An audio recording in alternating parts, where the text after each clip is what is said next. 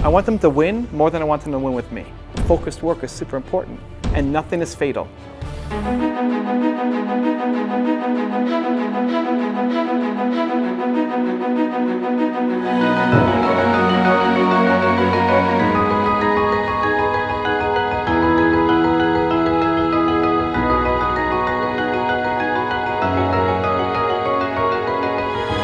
How can I help? How important is to be accessible for your employees? I mean, accessible for them to, they feel the confidence that they can, you will solve small and big things, and to break that habit of them, when you've been always accessible for them. I think you should. I'm accessible, but I like running a no-crisis business, and I empower my team to make decisions. And I'm okay with them screwing up, and we'll learn from it together. Because interrupting me won't be the best use of any of our time. So make a call, and if you screw up, I understand. We'll talk about it after you. I'm not gonna beat you or say you suck. It's my fault. Ultimately, everything in my business is my fault, right? If Danny forgot to turn the camera on, it's my fault, not Danny's fault. Now, I am accessible for my team, and Facebook is the fastest way to reach me. So the people on my Facebook are actually my friends. Like, you've been to my house if you're on my Facebook, as opposed to like Instagram or Twitter where it's everybody. And so some people I'll have to train, even my friends. So I had a guy who, we're launching a Spanish channel. We launched a Spanish channel for my YouTube. We've got 100,000 subscribers almost on my Spanish channel. And the guy who's helping me run it, just last week, Facebooked me and said, "Hey, Evan, some update around the Spanish channel." And I'd say, "Hey, man, awesome. Facebook equals urgent. If it's within 24 hours, you send me an email. Facebook is urgent. Because I'm stopping what I'm doing to go to this because it must be like super priority urgent." And it wasn't. Like, that could have been done in a week. It doesn't have to be done right now. And so I tell him. And he says, "Okay." I say, "Awesome, man, love you." And at the same time, when you're with them, you're crushing it with them. So that the time you're spent with them, I spend Mondays mentoring my team. Like, are you spending enough time mentoring and training and being there for your team? I have 24 people on my team. I don't know how many you have. I'm already being stretched of like how much I can spend with each individual person. I try not to have too many layers. Some people are behind a second layer before they get to me, which I'm not super happy about, but that's what happens as you scale the company. You can't be with everybody one-on-one all the time. If you have the hearts and souls of your company, of the people on your team, and then you empower them to make decisions and you back up when they make a mistake, that's how you go. They're afraid to make mistakes, and you need to let them. So that frees up your time, because them making a small mistake is okay because they freed up so much of your time to go off and do something bigger, because your time is worth more. That's usually mentoring, like helping them as a human. I think the reason why the team does well is because I want people on my team to do better as people than I want them to win more than I want them to win with me. I want the people around me to win more than I want them to win with me. And so now our goals are aligned, because at some point we're running parallel paths, but then they have to jump off and go do something else, because that's in their best interest. Like, I'm not going to give them a piece of my company. They're going to have to go do something else. Some of them. Some people want to stay forever. Great. But I want them to go off and do their thing. Be their chief goal officer. What do you want out of life? How are you now? Do you want more work? Do you want less work? Are you happy? You have any problems? Not, I need your feedback on this operations thing. Because that usually gets handled through meetings during the week or through email. They want my feedback on something. If it's within 24 hours, I have 2 email folders: team and important customers or media or priority contacts, and then general inbox. So my team goes to my important inbox, and within 24 hours they get a response. And most things are within 24 hours, and that's okay. I also don't take on clients that need to be handheld. Like, if you need me at your service 24/7, I'm not going to work with you. We're just not going to be a fit. But when I am working with you, I'm going to crush it because I'm focused on helping you. Right? Even this, I'm not thinking about anything else. I'm thinking about you guys. I want to help here. I'm not thinking about what we're going to do tomorrow or tonight or gaslight or, did I get it right? Is it gaslight? Right? Gas lamp. See, I already forgot. I'm focused here. Right? And when you are focused, you can do amazing work. You're a genius. When you're scattered, you can't. And so even like a notification on here, if somebody was calling me, I'd be like, what does that person want? Already, and now I've lost my train of thought, and like I can't get back to you. It's going to take me 10 minutes to come back to like, where was I? Right? So focused work is super important. And it's not that, it's ultimate respect from your team because you're saying, I trust you. It's not, don't come to me with every decision because I don't trust you to make the right call. So you trust them to make bigger decisions. And if they mess up, they mess up. Even today, we messed up. Like, Danny left his gear in where were we? Where was it, Nina? Where did we leave our gear? What? Phoenix. Our microphone. And what else did we leave? A light? A stand? I don't even remember. A stand. We left a microphone and a stand in Phoenix. You know, it's like $1,500 or something. Worse is like, I can't go back to Phoenix to get it. So we got to figure out a solution. Now, it's easy to say, well, Danny messed up and it's his gear, and like you got to figure it out. And Nina's organizing the tour, and like she should have had a checklist and figured it out. But it's on me. It's my fault. It's my fault. I'm running the whole thing. We mess up. It's my fault. I need to figure out a solution. Now we found our way, and we're here. And I'm on a rental microphone until tomorrow because we found that they're going to FedEx it, and we had to buy a new stand, which is this one. Oh, it's not even here. Great. Right? But it's empowering your team to make mistakes, make decisions, make mistakes, and nothing is fatal. Know that nothing is fatal. And that's part of their education path. So I like screwing up. I expect it to screw up. I want to go fast. I'm working with a new guy on my team. If you see some of the ads on Facebook or Instagram for this, if anybody's seen an ad for like the events, I've got a new guy on my team helping me do that. And we talk about an idea on Friday. It's like, I want to start Friday. Yeah, but it won't be ready. No, we can find a way we'll just start smaller. Like, what do you mean? Like, we're going to make a video and we're going to start. Well, what's the video? I don't know. You tell me. What's the video? What do you want me to do? I want you to talk in the camera and give a 20-second version of why somebody should come to this event. Okay, great. I'll go do that right now. Yeah, but you don't have the lights, and like I need to caption the video when, no, don't worry, let's just launch. So I'll record it and we'll launch it. And then we make it better and tweak it and improve it. And at the beginning, he'll pick the wrong audiences and demographics, and I just expect the whole thing to be a total disaster. Because the beginning is messy. The beginning is always messy. It's supposed to be messy. If you understand how the beginning works, then you're just playing too small. So it's supposed to be messy. There's going to be mistakes. And you have to empower your team. It's surprising. Once you give your team the empowerment to go do the thing, like how much they actually step up to the opportunity and crush it for you. And then that frees up your time to do more.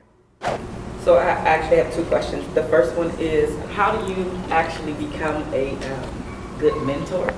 How do you choose a good team when it's time to expand? First off, it's a huge honor, right? I mean, to take your guidance and wisdom, and sometimes you feel like you may not be enough, or who am I to listen to? So you have to do it if you feel that way, right? You got to step into it. First off, how I like starting those things is get one question. What's one question they have? Like, what's the most important question? Teach them. This guy wanted to learn how to ask better questions, right? That's what he started in with. What's one question I can answer for you that will bring you the most value? What are you struggling with right now? How can I help? Give me one question. And then they give you the question. And then you give them an answer, hopefully that you can give some guidance on, right? And then this is what's really important. What most people will do is then come back with 15 more questions on different things. No. What did you do in the first question? You have to go off and try the answer. I gave you an answer. I told you to go do something, right? If they want to make YouTube videos, great. You need to make a YouTube video every day that's 10 minutes long. Okay, great. They need to go and start doing that before they ever come back and ask you a second question. Most mentees suck, which is why most mentors don't want to mentor. Mentorship is the best thing of all time because to contribute and serve and you see somebody who's a younger version of you, you want to help out, it's the best. And it's the worst because you hate wasting your time. The thing we value most is our time. And so that's why most people don't do it, is because they want to, but most mentees suck and waste their time. So you need to train them. That they come with a question, and you give them an answer, and they have to go home and do it. And then it's respecting the effort. I don't care if you got the result. I don't care if you got 1,000 subscribers from your videos. I care that you tried. And if you got it right away, great, then come back and ask another question. And if you didn't get it, how many times did you try? Unless they say like they've tried 100 times, then don't come back. Like your answer is then, did you do the thing? No, go back. Because people want the quick answer and then they want to ask another question, they're not doing any work. And if they're not doing any work, they'll never get the result. And so you're teaching them to get results, you're teaching them to take pride in their effort, and you're teaching them that they should ask better questions. And it's saving your time, you're making that time super valuable. And so when people are messaging me, that's what I'll do. Like, give me one question. And then they'll always ask 4 or 5 more. Like, no, go do the work I told you to do in the first one. Right? For bringing a team, do you have a team yet? 2 people. Okay. So it starts with figuring out what is the next thing that you want to remove from your lap or your plate that needs to get done to grow. So for me, the first person I hired was an editor because I don't like editing. So I hired an editor that allowed me to really scale up my business.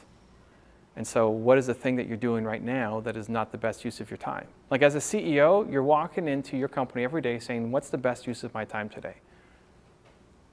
Because time is the only asset. What's the best use of my time today? And then, okay, this thing is now the lowest. The thing that used to be great for you now may not be because you've done other higher level things and now it's time to get rid of that thing and give it to somebody else. So you have 2 people on your team, great. Now it's 2.5, or 3, or 3.5. But what's the thing that you need to delegate, take off your plate and give to somebody else to be able to run with and do?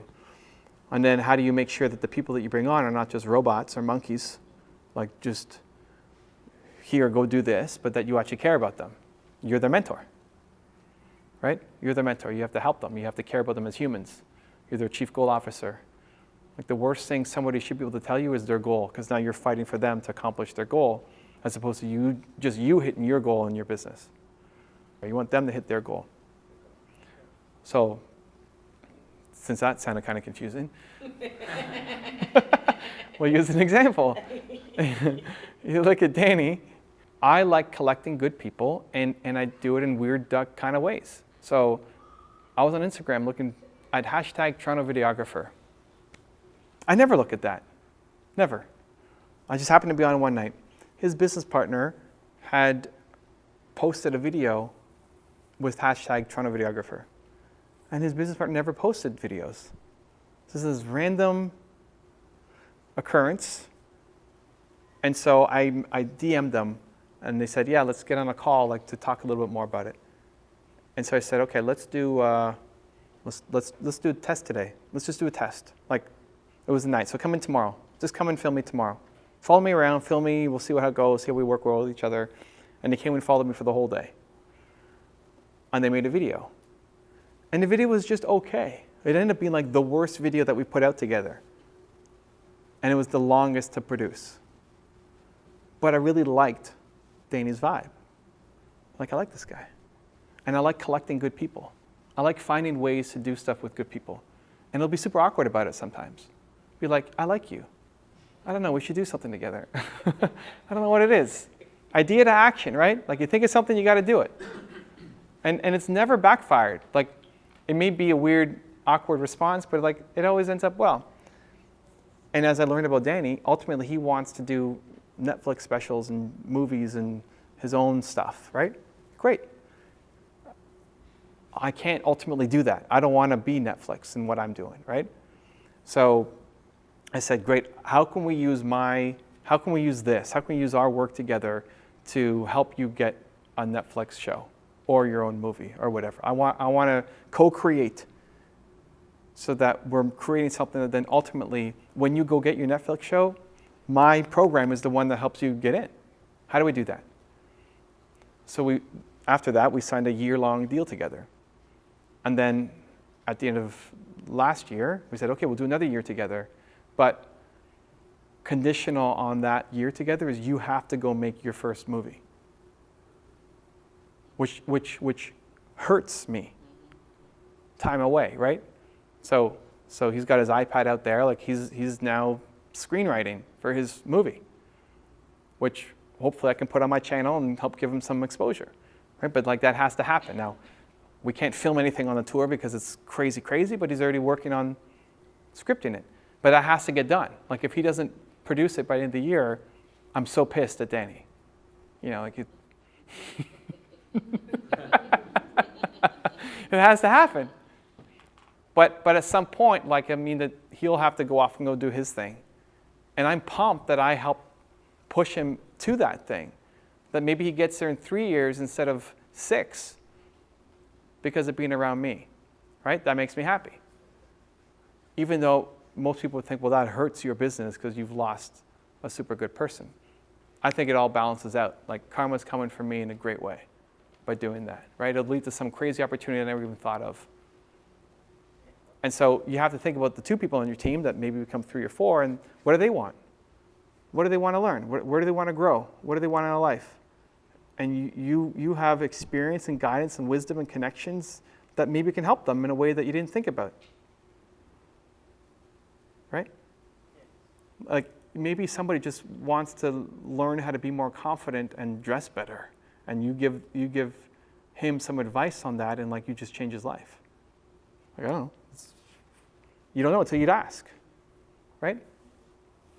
Here's another great one with Danny. I'm meeting Danny at a Tim Hortons, which is a coffee shop in Canada, and it's like I haven't told this story, I don't think, Danny, and the Tim Hortons one. Anyway, it's like he loves to travel. Like you love to travel. This I think before we were really hardcore working together. Loves to travel. I want to travel more. Okay, great. Where do you want to go? And then we had a guy who came to my workshop, who was in Florida. He's like, okay, Florida. Great. You should go to Florida. You got to go like this weekend to Florida. And we're going to find a way for you to get to Florida. And so I connected with Doug, who was the guy who was in Florida, gave him a place to stay. And then I connected with Grant Cardone, who we mentioned at the back, who've partnered with a couple of things. And I said, okay, go see Grant. Like, we'll go film a video on Grant, day in the life of Grant. Because he wanted to travel. Like, okay, great. So they had, like, when are you going to travel? Like, I don't know, in 2 years or something. Like, what? Dude, don't bring that around me.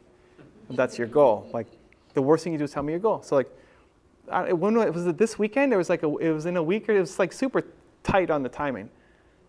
So then I left an Instagram DM and I said, okay, here's an opportunity. You're going to go to Florida. You've got to go at this time. You're going to stay with Doug. And if you don't take this, I'm going to hate you forever or something like that. It's pretty strong. Like, you need to go.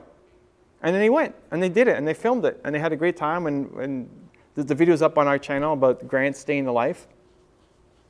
But that's the kind of thing that when you do that, you win the hearts and the soul of your team, not just the minds. It's not just, okay, yeah, I got to edit video, whatever, screw this guy, boom, something else, right? So figuring out for your team, and everybody's different. Like the other people on my team want different things. So what do the people on your team want? What do they want out of life? What are their insecurities or problems or fears? And then how can you help them overcome it? Because you need to grow them as people, not just skill sets who are helping you accomplish your business goals. Making this amazing event happen in San Diego was not a solo effort, so I want to give a quick shout out to some of the people who helped give me some promotion for it.